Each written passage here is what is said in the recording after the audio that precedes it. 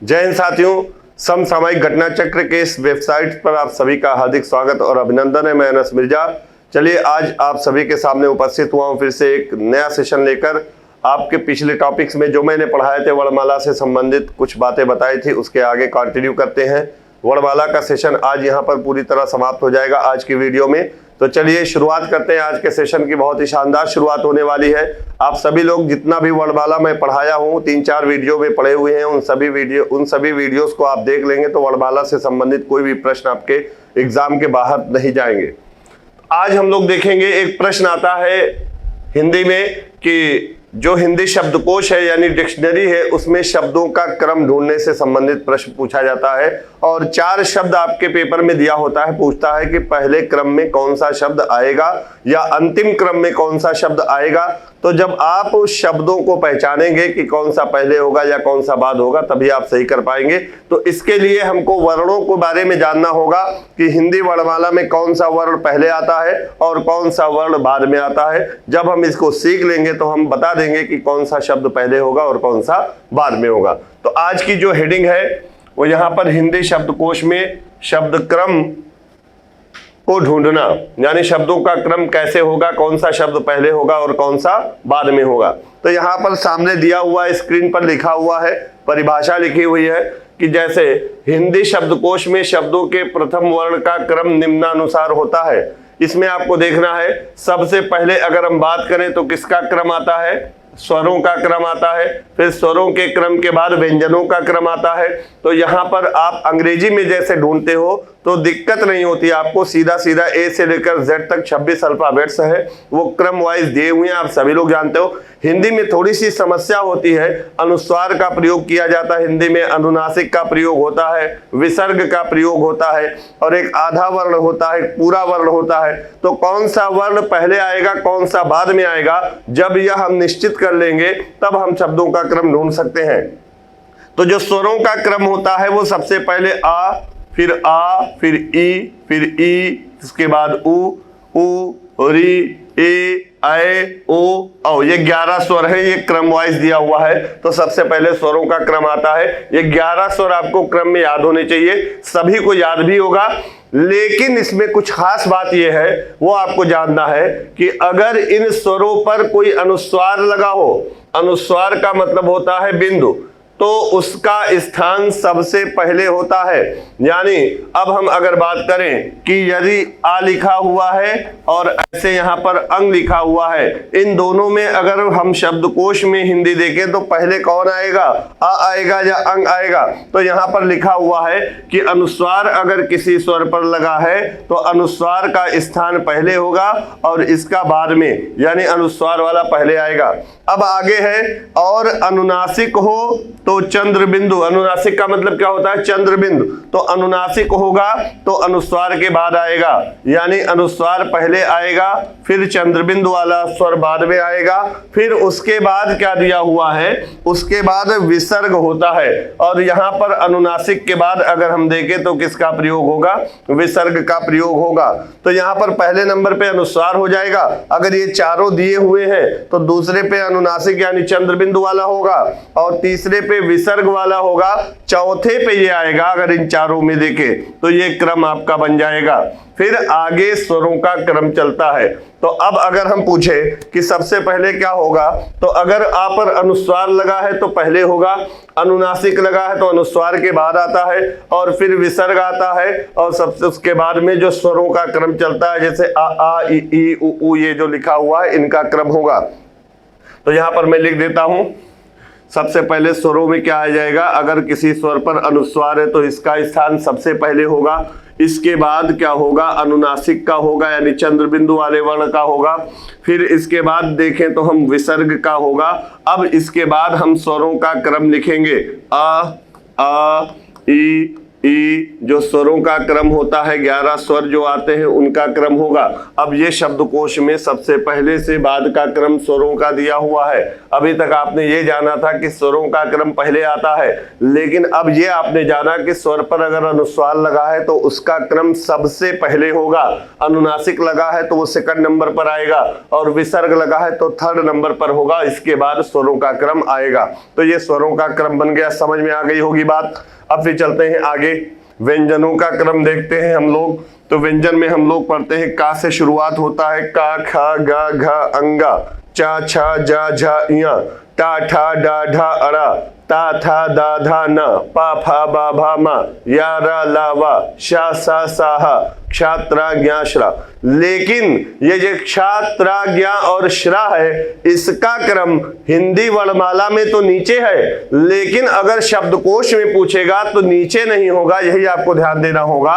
जैसे यहां पर लिखा हुआ है का, अब का के बाद खा आता है वर्णमाला में, लेकिन ध्यान आपको देना होगा, शब्दकोश की बात करेगा तो का के बाद डायरेक्ट खा नहीं होगा, बल्कि क्या होगा,क्षा होगा, कक्षा वाला शा होगा। यही आपको ध्यान देना है, तो समझिएगा बढ़िया से।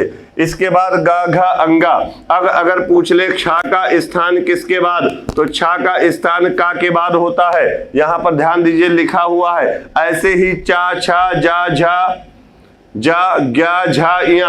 यहां पर अगर वर्णमाला में देखेंगे तो आपने पढ़ा होगा चा, छा, जा, झा, इया, लेकिन शब्दकोश की अगर बात करेगा तो शब्दकोश में जा व्यंजन के बाद ज्ञा आएगा, क्योंकि ज्ञा का निर्माण संयुक्त व्यंजन है, जा प्लस इया से होता है। तो यहां पर एक बात आपको ध्यान रखना होगा कि झा के पहले ज्ञा आएगा, यानी जा के बाद ज्ञा आएगा, उसके बाद झा होगा। ये शब्दकोश का क्रम है, वर्णमाला का क्रम मैंने नहीं लिखा। ऐसे है टा, ठा, डा, ढा, अड़ा, फिर ता के बाद क्या आएगा, त्रा आएगा, क्योंकि त्रा किससे बना है, ता प्लस रा से मिलकर बना है। तो यहां पर यही आपको ध्यान रखना होगा कि ता के बाद शब्दकोश में त्रा आएगा, उसके बाद था आएगा। यानी जो चारों संयुक्त व्यंजन है, क्षा, त्रा, ज्ञा और श्रा, इनका क्रम क्या होगा, इसका क्रम होगा का के बाद, इसका क्रम होगा ता के बाद, इसका क्रम होगा जा के बाद, इसका क्रम होगा तालब शा के बाद। यहां पर देखिए शा के बाद क्या लिखा हुआ है, श्रा, क्योंकि श्रा का निर्माण तालब शा प्लस रा से होता है। ये आपको ध्यान रखना होगा। तो हिंदी वर्णमाला में तो इनका स्थान नीचे है सबसे, लेकिन शब्दकोश में बात करेंगे तो छा का स्थान का के बाद, ज्ञा का स्थान जा के बाद, त्रा का स्थान ता के बाद और श्रा का स्थान तालब शा के बाद होता है। अगर ये आप याद रखोगे तो आप शब्दकोश में शब्दों का क्रम ढूंढ सकते हो आसानी से। अब यहां पर बात की गई है, ध्यान दीजिएगा, यहां पर अगर किसी व्यंजन पर अनुस्वार लगा हो, इसमें भी सेम वही फार्मूला है, तो इसका स्थान सबसे पहले होगा। अनुस्वार का मतलब होता है बिंदु। अगर किसी व्यंजन पर अनुनासिक लगा हो, यानी चंद्र बिंदु लगा हो, तो उसका स्थान अनुस्वार के बाद होगा, और अगर विसर्ग लगा हो तो इसका स्थान अनुनासिक के बाद होगा। तो नया जो क्रम बन रहा है वो इस तरह से, इसके बाद पूरा सस्वर व्यंजन होगा, इसको का कहते हैं, पूरा का कहते हैं, इसमें स्वर सहित है ये, और इसके बाद फिर आधा का होगा, यानी स्वर रहित व्यंजन। अब इसके बाद आगे का व्यंजन जो दिया है ये होगा। तो ये व्यंजनों का क्रम बन गया आपका। यहाँ पर देखिए दर्शाया गया है कि सबसे पहले यहाँ पर उल्टा हो गया, ध्यान दीजिएगा, यहाँ पर अनुस्वार, फिर अनुनासिक, फिर विसर्ग, फिर पूरा व्यंजन, फिर आधा व्यंजन। इसके बाद जो व्यंजनों का क्रम आपने अभी पढ़ा है वो होगा। समझ में आ गई होगी बात। तो इस तरह से अगर इन सारे वर्णों को हम याद रखेंगे कि किसका स्थान, कौन से वर्ण का स्थान कब होगा, पहले क्या होगा, बाद में क्या होगा, तो हम आसानी से प्रश्न को हल कर सकते हैं। जैसे अब यहां पर एक चीज आप लोग और ध्यान दीजिएगा, इस पर थोड़ा सा हम पहले प्रश्न करवा दें तब फिर बताते हैं। जैसे एक शब्द दिया हुआ है कमल, एक शब्द दिया हुआ है कंचन, एक शब्द दिया हुआ है कुंदन और एक शब्द दिया हुआ है कंबल। अब ये 4 शब्द है, इनमें पूछा गया है कि शब्दकोश में सही क्रम किस प्रकार से होगा। अब इन चारों शब्दों में बताना है कि शब्दकोश के अनुसार पहले क्रम पे कौन सा होगा शब्द, दूसरे क्रम पर कौन सा शब्द होगा, ऐसे ही बताना है आपको तीसरे और चौथे क्रम पर कौन सा शब्द होगा। तो यहाँ पर शब्दों को हम क्रम ढूंढने से पहले क्या करेंगे, हमको क्या करना होगा कि सबसे पहले ये जो चारे शब्द है इनको हम तोड़ कर लिखेंगे, इनका वर्ण विच्छेद करेंगे। तो वर्ण विच्छेद करने पर हम चेक कर लेंगे किसका क्रम पहले होगा और किसका बाद में होगा। तो यहाँ पर जब कमल को तोड़ा जाएगा तो का प्लस आ का बन गया, फिर माँ प्लस आ माँ बन गया, फिर ला प्लस आ ला बन गया, तो कमल हो गया। अब अगर हम कंचन को तोड़ेंगे तो का निकल जाएगा बाहर। यहां पर आ में अनुस्वार लगा है कि नहीं, का प्लस आ अंग तो बराबर कंग बनेगा, ऐसे ही का प्लस अंग कम बनेगा, ऐसे ही यहां पर का प्लस अंग। यानी आप देखोगे अब यहां पर पहला वर्ण हम देखेंगे तो सभी में समान है का, तो पहले वर्ण से हमको पता नहीं चलेगा कौन सा क्रम पहले होगा और कौन सा बाद में होगा। अब जब दूसरा देखेंगे तो यहाँ स्वर है, यहाँ अनुस्वार है, यहाँ भी अनुस्वार, यहाँ भी अनुस्वार। तो ऐसा कि आपको पता है सबसे पहले क्रम जो होता है वो अनुस्वार का होता है, फिर अनुनासिक का होता है, फिर विसर्ग का होता है, फिर स्वरों का क्रम चलता है। तो यहाँ पर स्वर तो बाद में आएगा, पहले अनुस्वार आएगा कि नहीं आएगा। अब यहाँ पर इसका मतलब ये हो गया कि तीनों में अनुस्वार है, इसमें स्वर है। तो ये जो कमल शब्द है ये किस नंबर पर चला जाएगा, चौथे नंबर पर चला जाएगा। इन्हीं तीनों में पहला दूसरा तीसरा होगा। अब यहाँ पर चूंकि सभी में अनुस्वार दिया हुआ है तो हम पहचान नहीं कर सकते कौन पहले होगा और कौन बाद होगा। अब चलिए अगले वर्ण पर, तो यहाँ पे चा लिखा है, यहाँ पे बा लिखा है, यहाँ पे चा लिखा है। तो आपको पता होगा कि चा पहले आता है कि बा पहले आता है। तो जब आप व्यंजनों का क्रम पढ़ोगे तो सबसे पहले का खा गा घा अंगा, का क्षा खा खा गा घा अंगा, फिर चा छा, यानी चा पहले आता है, बा बाद में आता है, पाफा बाभा नीचे आता है। तो यानी चा और चा इन दोनों में है, यानी पहले और दूसरे में इन्हीं दोनों में से होगा। तो यहाँ जब इसको तोड़ा हमने तो चा प्लस आ आया और यहाँ पे बा प्लस आ आया। अब यहाँ पर चा और बा से पता नहीं चला तो अगला वर्ण लेंगे ना, ना, और यहाँ पर क्या है ना, यहाँ पे चा चा समान है चलिए, और यहाँ पे ना ना समान है। यहाँ पे दोनों में कंचन लिख दिया गया है। यहाँ पे क्या होना चाहिए, एक मिनट, कुंदन, एक शब्द गलत हो गया है। चलिए कोई बात नहीं, हम तीनों में देख लेते हैं। तो कंचन को एक काट देते हैं हम, इन तीनों में देखते हैं। तो यहाँ पे चा है और यहाँ पे बा है, तो पहले नंबर पे चा आएगा कि बा आएगा, चा वाला आएगा कि नहीं आएगा। तो कंचन हो गया पहले नंबर पर। यहाँ पर देखेंगे तो दूसरे नंबर पर क्या हो जाएगा, कंबल हो जाएगा, और तीसरे नंबर पर क्या हो जाएगा, आपका कमल हो जाएगा। क्योंकि यहाँ पर सभी में का है तीनों में, और यहाँ पर स्वर है, यहाँ पर अनुस्वार है, तो अनुस्वार पहले आएगा स्वर बाद में। तो ये कमल जो हो गया तीसरे नंबर पर। अब इन दोनों में चेक करेंगे, यहाँ पर चा है, यहाँ पर बा, पहले चा आएगा तो पहले नंबर पर ये हो गया, दूसरे नंबर पर ये हो गया। इस तरह से हम बता सकते हैं कि शब्दकोश में शब्दों का सही क्रम क्या होगा। तो उम्मीद है समझ में आया होगा बात। चलिए अब यहाँ पर हम एक प्रश्न आपको यहां दे रहे हैं, आप सभी लोग को हल करना है। कृषि, केला, आम और आज, इन 4 शब्दों में आपको बताना है कि शब्दकोश में सही क्रम क्या होगा। आपसे एग्जाम में क्रम बैठाने को पूछता है, पूछ लेता है पहले नंबर पर कौन सा शब्द होगा या अंतिम में कौन सा शब्द होगा। तो आप सभी शब्दों को बता दो कौन से क्रम में होगा, पहला, दूसरा, तीसरा, चौथा, जो भी प्रश्न एग्जाम में पूछे आप आसानी से हल कर सकते हो। तो यहाँ पर मैं शब्द लिख दे रहा हूं, कृषि, केला, आम और आज, ये 4 शब्द हैं। अब चलिए इसका सबसे पहले हम वर्ण विच्छेद करते हैं, 1-2 प्रश्न अच्छे से समझते हैं, उसके बाद आपको कलम उठाने की आवश्यकता नहीं होगी। आप शब्द को देखेंगे तुरंत माइंड में आ जाएगा कौन सा शब्द पहले होगा और कौन सा बाद में होगा। तो कृषि को तोड़ेंगे तो यहाँ पर का, और का में ये जो री की मात्रा लगी है ये री स्वर है, यही तो लिखा हुआ है। तो चलिए इसमें तोड़ते हैं, तो का प्लस यहाँ पर कौन सा स्वर लगा हुआ है, ए। अभी हम पूरा नहीं नहीं तोड़ते, हो सकता है इतने से ही हमको उत्तर मिल जाए, पूरा तोड़ने की जरूरत नहीं, पहले वर्ण को पहले हम तोड़ लेंगे। अगर नहीं समझ में आएगा, नहीं मिलेगा, मैच कर जाएगा, इक्वल हो जाएगा, तब अगले वर्ण पर चलेंगे। तो पहले हम यहां पर लिख देते हैं आ और प्लस मा प्लस आ, क्योंकि यहां पर आ है तो आ स्वर को हम नहीं तोड़ना है, केवल व्यंजन और स्वर को अलग करना होता है। यहां पर आ प्लस जा प्लस आ लिखा हुआ है, यही तो लिखा है। तो सबसे पहले स्वरों का क्रम होता है या व्यंजनों का? तो आप कहोगे सबसे पहले स्वरों का क्रम होता है। तो इन दोनों में तो यहां पर देखेंगे आप व्यंजन है, यानी ये दोनों तीसरे चौथे किसी स्थान पर होंगे। जो पहला और दूसरा स्थान होगा वो यही स्वरों का होगा। तो यहां पर आप देखोगे तो देखने से पता चलेगा दोनों में आ और आ स्वर है, तो कॉमन है, नहीं मैच होगा।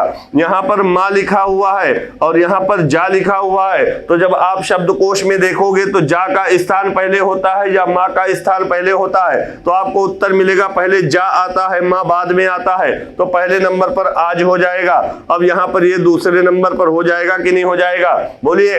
अब यहाँ पर इन दोनों को चेक करेंगे तो यहाँ पर दोनों में का और का है, समान है, मैच कर गया, नहीं पता चला। यहाँ पर री स्वर है और यहाँ पर ए स्वर है, तो आपको पता है आ ई उ री, फिर ए ओ औ, यानी री का स्थान पहले है तो ये तीसरे नंबर पर हो गया और केला में ये चौथा नंबर पर हो गया। तो इस तरह से हम शब्दकोश में शब्दों का क्रम निर्धारित कर सकते हैं कि नहीं, और इसको करने के लिए हमको शब्दकोश में वर्णों का क्रम निर्धारित जो है उसको आना चाहिए कि कौन से वर्ण का क्रम किस स्थान पर होगा, ये आपको आना चाहिए। तो ये समझ में आ गया होगा। चलिए आगे चलते हैं। अब यहां पर एक चीज रह गई थी, व्यंजनों में छूट गई थी, मैं बता दे रहा हूं। तारत्व के आधार पर, तारत्व या नाद या स्वर तंत्रियों में ध्वनि के कंपन के आधार पर, इस आधार पर अगर देखा जाए तो दो तरह के व्यंजन होते हैं। एक आपने नाम सुना होगा अघोष और एक आपने नाम सुना होगा सघोष। ये जो सघोष होता है इसी को हम घोष भी कहते हैं, घोष या घोषत्व के आधार पर भी कहा जा सकता है। और एक होता है प्राणत्व के आधार पर। प्राण का मतलब होता है मुख से निकलने वाली हवा, यानी मुख से निकलने वाली हवा के मात्रा के आधार पर अगर व्यंजनों का या ध्वनियों का वर्गीकरण पूछे तो आप बता देना, एक होता है अल्प प्राण और एक होता है महाप्राण। एक होता है अल्प प्राण और एक होता है महाप्राण। यहां पर ध्यान दीजिएगा, प्राण का मतलब इन द सेंस ऑफ मुख से निकलने वाली हवा की मात्रा। अब यहाँ पर अघोष और सघोष पहले हम देखेंगे क्या होता है। घोष का मतलब ही होता है कि स्वर तंत्रियों में ध्वनि का कंपन, वाइब्रेशन होकर जब ध्वनि बाहर निकले, स्वर तंत्रियों में जब कंपन हो, स्वर तंत्रियां जब झंकृत हो जाएं, तो ऐसे वर्ण क्या कहलाते हैं, सघोष या घोष, या इसी को कहते हैं नाद वर्ण। नाद वर्ण यहाँ पर ध्यान दीजिएगा। और जब कंपन नहीं होता है तो क्या होता है, अघोष। तो आपसे एग्जाम में जो प्रश्न पूछा जाता है, 4 वर्ण दे देता है, पूछता है इनमें से कौन सा वर्ण सघोष है और कौन सा वर्ण अघोष है। तो यहाँ पर अघोष वर्ण में हम देखेंगे तो प्रत्येक वर्ग का, अघोष वर्ण में देखेंगे तो प्रत्येक वर्ग का पहला और दूसरा वर्ण, कौन कौन सा, पहला और दूसरा वर्ण अघोष होता है। आपने स्पर्श व्यंजन पढ़ा है, 5 वर्ग, एक एक वर्ग में 5 वर्ण होते हैं, तो पहला और दूसरा वर्ण अघोष होता है। साथ ही साथ ऊष्म व्यंजन के जो तीनों शा होते हैं, शा सा सा, ये भी अघोष होते हैं। अब अगर घोष या सघोष की बात की जाए तो प्रत्येक वर्ग का तीसरा, चौथा और 5वां वर्ण हो जाएगा। इसके अलावा पहले दूसरे के अलावा तीनों क्या हो जाएंगे, सघोष या घोष। साथ ही साथ अंतस्थ व्यंजन में या, रा, ला और वा आते हैं, और इसके साथ जो ऊष्म व्यंजन में हा छूट गया, ये भी किस में आ जाएगा, सघोष में आ जाएगा। तो यारा, लावा, हा और 3, 4, 5 वर्ण ये होते हैं सघोष। और साथ ही साथ अगर बात की जाए स्वरों की तो सभी स्वर क्या होते हैं, सघोष होते हैं, सभी स्वर सघोष होते हैं। ये इतने बिंदु हैं सघोष के और इतने बिंदु हैं अघोष के। आप सभी लोग नोट कर लीजिएगा। अब हम अगर अल्प प्राण और महाप्राण की बात करें तो प्राण का मतलब होता है मुख से निकलने वाली वायु की मात्रा अगर कम होगी तो अल्प प्राण, और महा का मतलब होता है अधिक। यदि मुख से निकलने वाली हवा की मात्रा अधिक होगी तो क्या होगा, महाप्राण होगा कि नहीं होगा। अब यहां पर आपको यह बताना है कि अल्प प्राण में कौन कौन से वर्ण आते हैं और महाप्राण में कौन कौन से वर्ण आते हैं। तो आपने स्पर्श व्यंजन पढ़ा है, स्पर्श व्यंजन का पहला, तीसरा और पांचवा वर्ण ये अल्प प्राण होते हैं, और इसके साथ साथ जो अंतस्थ व्यंजन होते हैं यानी या, रा, ला और वा ये भी अल्प प्राण होते हैं। और साथ ही साथ सभी स्वरों की अगर हम बात करें तो सभी स्वर भी अल्प प्राण होते हैं। तो इतने अल्प प्राण हो गए। अब इसके बाद महाप्राण की बात की जाए तो महाप्राण में प्रत्येक वर्ग के दूसरे और चौथे वर्ण को क्या कहते हैं, महाप्राण कहते हैं। और साथ ही साथ ऊष्म व्यंजन यानी शा, सा, सा और हा ये महाप्राण होते हैं। इसको आप लोग नोट कर लीजिएगा। अब हम इसको नोट कर लीजिए, आप लोग एक चार्ट के माध्यम से दर्शा देते हैं। सभी लोग स्क्रीनशॉट ले लीजिए, चलिए स्क्रीनशॉट ले लीजिए फटाफट। अब हम एक चार्ट के माध्यम से आपको समझाने का प्रयास करते हैं। ध्यान दीजिएगा, यहाँ पर एक चार्ट हम बना रहे हैं, आप सभी लोग चाहिए तो बना लीजिए। यहां पर हम बना दे रहे हैं अघोष, अघोष, और फिर यहां हम बना दे रहे हैं सघोष। और सघोष को क्या कहते हैं आप सभी को पता है, नाद वर्ण।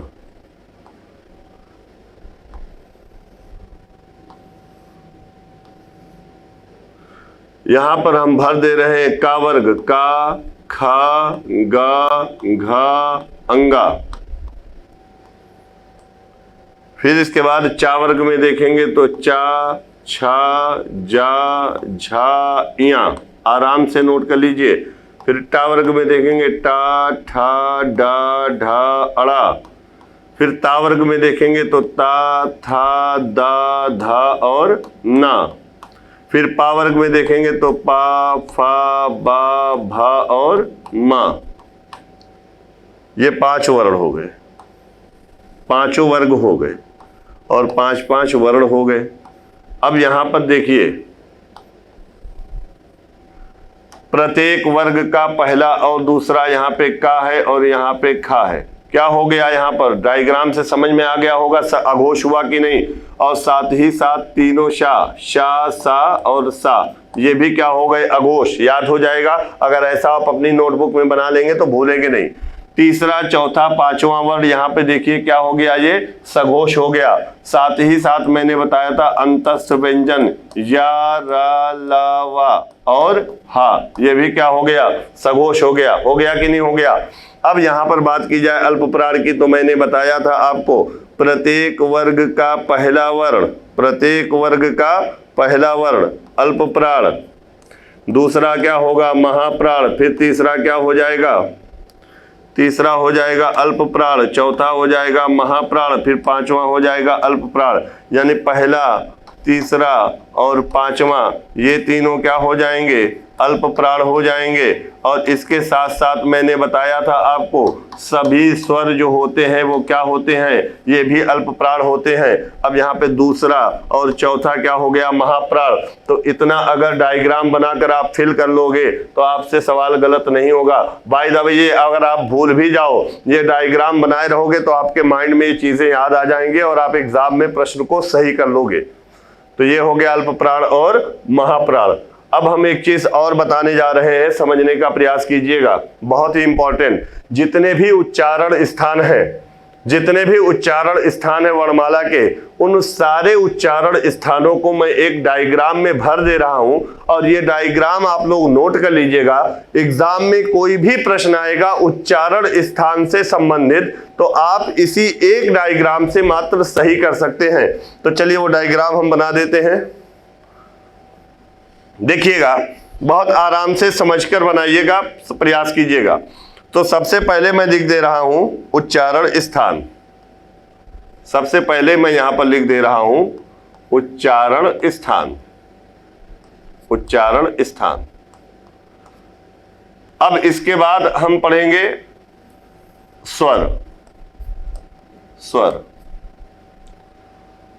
स्वरों का उच्चारण स्थान देखेंगे। फिर हम देखेंगे स्पर्श व्यंजन का, स्पर्श व्यंजन का।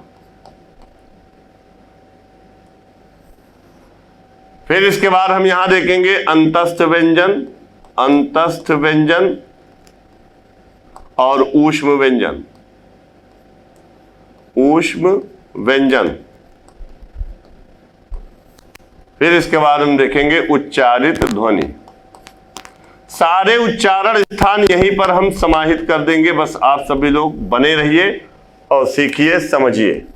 बहुत ही इंपॉर्टेंट है ये डायग्राम, यहां से एग्जाम में प्रश्न पूछा जाएगा।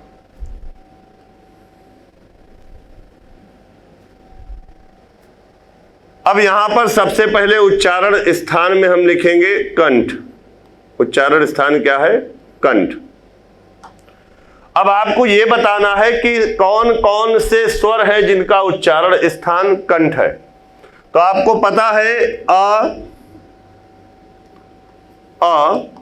और आ, ये दो ऐसे स्वर हैं जिनका उच्चारण स्थान कंठ है। इसके अलावा और कोई स्वर नहीं है। तो याद हो गया, स्वरों में कंठ से उच्चारित होने वाले स्वर कौन कौन से हैं? आ और आ। स्पर्श व्यंजन की अगर बात की जाए तो यहां पर हम लिख देते हैं का वर्ग। का वर्ग का मतलब केवल का नहीं है, का, खा, गा, घा, अंगा, यानी जो पांचों वर्ण हैं का वर्ग के, वो सारे उच्चारण स्थान कहां है? कंठ है।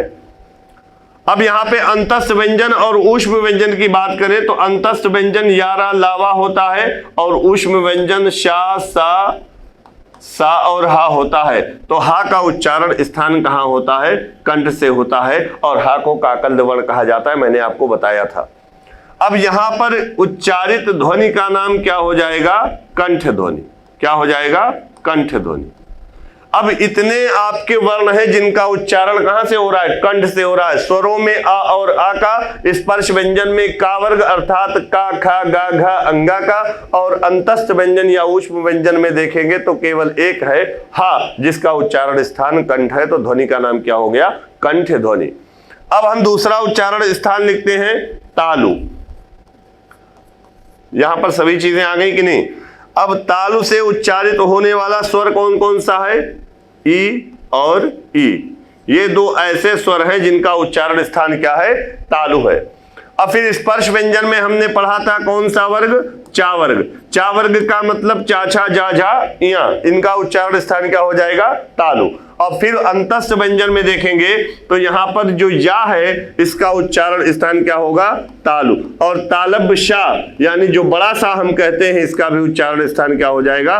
तालु। तो इतने जो ध्वनियां हैं ये तालु से उच्चारित होती है। स्वरों में ई और ई, स्पर्श व्यंजन में चा, छा, जा, झा, इया, और अंतस्थ व्यंजन में जा, और ऊष्म व्यंजन में क्या हो जाएगा? शा हो जाएगा। तो ध्वनि का नाम क्या हो जाएगा? बताइए फटाक से। तालब ध्वनि हो जाएगी कि नहीं हो जाएगी? तो आपने देखा तीसरा उच्चारण स्थान हम लिख देते हैं मूर्धा। ध्यान से देखिएगा। अब यहां पर आपको पता करना है कौन सा स्वर है जिसका उच्चारण स्थान मूर्धा है। तो री स्वर का उच्चारण स्थान कहां है? मूर्धा। और साथ ही साथ अगर हम टा वर्ग की बात करें, टा वर्ग का मतलब होता है टा, ठा, डा, ढा, अड़ा, इसका भी उच्चारण स्थान क्या है? मूर्धा। अगर अंतस्थ व्यंजन में देखें तो रा, और ऊष्म व्यंजन में देखें तो मूर्धन्य शा होता है ये वाला।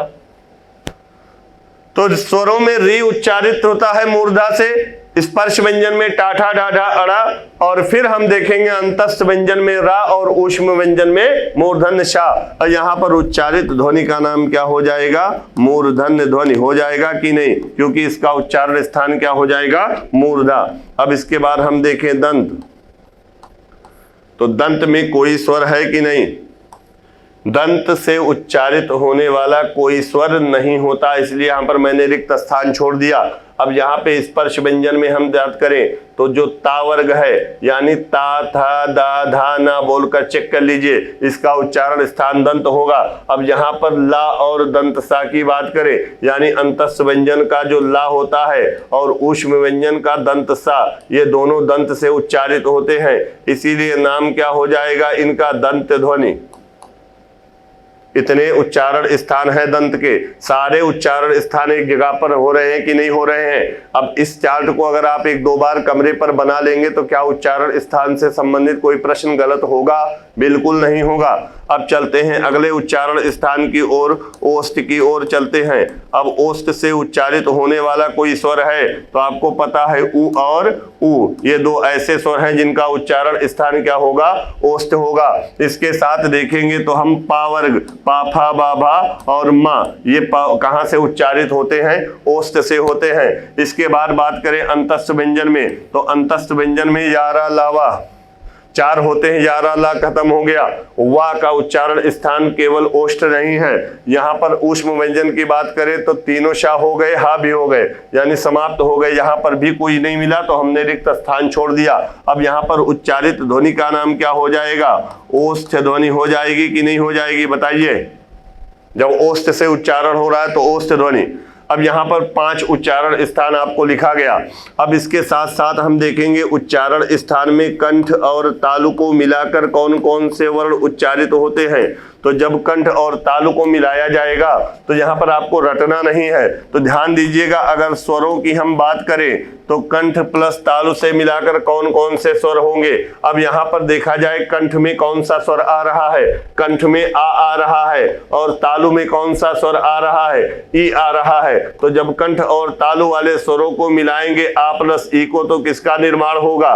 तो ए बन जाएगा कि नहीं बन जाएगा? तो अगर कंठ और तालु को मिलाकर उच्चारित होने वाले स्वरों की हम बात करें तो ए और ऐ हो जाएगा कि नहीं हो जाएगा? बताइए आप सभी लोग। क्यों हो जाएगा ये भी मैंने वहां पर लिखकर दर्शा दिया। तो रटने की जरूरत नहीं है, आपको समझने की आवश्यकता है। अब यहाँ पर 5 वर्ग थे स्पर्श व्यंजन, पांचों वर्ग का काम समाप्त हो गया तो कुछ नहीं बचा, मैंने डैश कर दिया। यहाँ पर भी कुछ नहीं बचा है तो मैंने डैश कर दिया। तो जब कंठ और तालु से मिलाकर कोई वर्ण उच्चारित होगा तो ऐसी ध्वनि को हम क्या कहेंगे? कंठ तालब्ध ध्वनि कहेंगे कि नहीं कहेंगे? बताइए आप सभी लोग। तो ये कैसी ध्वनि हो गई? कंठ तालब्ध ध्वनि हो गई। अब इसके बाद अगर हम बात करें उच्चारण स्थान की तो कंठ प्लस ओष्ठ को मिलाकर कौन कौन से वर्ण उच्चारित होते हैं। तो ऐसे ही चेक कर लीजिए आप सभी लोग। मैं इधर लिख देता हूं, कंठ में कौन सा स्वर आता है? आ। और ओष्ठ में कौन सा स्वर आता है? उ। यहाँ पर देखिए लिखा हुआ है। और आ और उ जब मिलेंगे तो किसका निर्माण होगा? ओ का निर्माण होगा। तो पता ये चला कि ओ और औ ये दो ऐसे वर्ण हैं जिनका उच्चारण स्थान क्या हो जाएगा? कंठ और ओष्ठ को मिलाकर होगा। तो अब देखेंगे अगर बात करें स्पर्श व्यंजन की तो पांचों वर्गों का काम खत्म हो गया। यहाँ पर भी काम खत्म है। तो यहाँ पर कंठ ओष्ठ मिलाकर केवल 2 ही स्वर हैं, ओ और ओ। इनके अलावा और कोई ध्वनि नहीं है जिसका उच्चारण स्थान कंठ और ओष्ठ हो। तो यहाँ पर ध्वनि का नाम क्या हो जाएगा? कंठोष्ठ ध्वनि हो जाएगा कि नहीं हो जाएगा? बताइए आप सभी लोग। अब यहां पर एक और उच्चारण स्थान बचा है, मैं लिख दे रहा हूं, दंत प्लस ओष्ठ। तो दंत में जब कोई स्वर नहीं है तो दंत और ओष्ठ को मिलाकर कोई स्वर होगा? नहीं होगा। स्वर में देखिए 2 2 4 2 6 1 7 2 9 2 11 स्वर थे, काम समाप्त। यहां पर भी कुछ नहीं बचा, पांचों वर्ग वाला काम समाप्त। लेकिन यहां पर आप देखेंगे अंतस्थ व्यंजन में वा बचा हुआ है। तो वा का उच्चारण स्थान जो होता है वो दांत और ओष्ठ को मिलाकर होता है। तो यहां पर जब आप बोलकर स्वयं चेक करेंगे वा, तो आपके नीचे का जो ओष्ठ है वो ऊपर के दांतों में हल्का सा स्पर्श कर रहा है वा। तो यहां पर ध्वनि का नाम क्या हो जाएगा? दंतोष्ठ ध्वनि। क्या हो जाएगा? दंतोष्ठ ध्वनि। दंतोष्ठ ध्वनि नोट कर लीजिए। अब ये अगर चार्ट आपका तैयार है तो जितने भी उच्चारण स्थान से संबंधित प्रश्न एग्जाम में पूछे जाते हैं वो सारे समाहित हो गए कि नहीं हो गए? तो किन किन स्वरों का उच्चारण स्थान कहाँ होगा ये भी इस चार्ट में दिया है। स्पर्श व्यंजनों में किसका उच्चारण स्थान कहाँ होगा यह भी है। साथ ही ऊष्म व्यंजन और अंतस्थ व्यंजन में भी उच्चारण स्थान कौन से वर्ण का किस कैसे होगा ये भी दिया हुआ है। और उच्चारित ध्वनि का नाम क्या होगा यह भी मैंने लिख दिया। तो जितने भी स्वर और व्यंजनों का उच्चारण स्थान था वो सारे इस डायग्राम में फिल कर दिया मैंने। आप सभी लोग इसको नोट कर लीजिए। ये कोई भी उच्चारण स्थान से संबंधित प्रश्न आएगा तो ये डायग्राम आपका वहां पर काम करेगा। 2-3 बार आप लोग इसको बना लीजिएगा। मैं साइड में हूं, आप लोग शॉर्ट स्क्रीन ले लीजिए और नोट भी कर लीजिएगा। फटाफट आप सभी लोग नोट करते रहिए।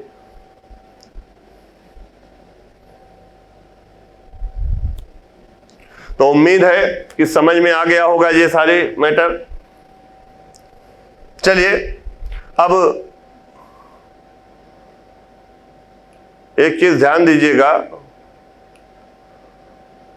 हाँ, मैंने आपको बताया था रा के बारे में, खड़ी रेखा और घुंडीदार, ये रा के बारे में बात है। सुन लीजिएगा थोड़ा सा, कभी कभी हम गलती कर देते हैं। खड़ी रेखा और घुंडीदार वर्णों के नीचे जो रा लगा होता है ये पूरा रा होता है, यानी सस्वर होता है। पूरा रा का मतलब स्वर के साथ होता है। और वर्णों के जो ऊपर रा लगा होता है जिसको हम रेफ कहते हैं, ये स्वर रहित होता है, अर्थात आधा होता है।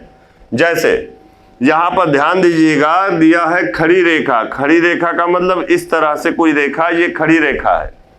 तो खड़ी रेखा वाला वर्ण क्या हो सकता है? ऐसे यहां पर खड़ी रेखा है, इसके नीचे जो रा लगता है वो इस तरह से लगता है।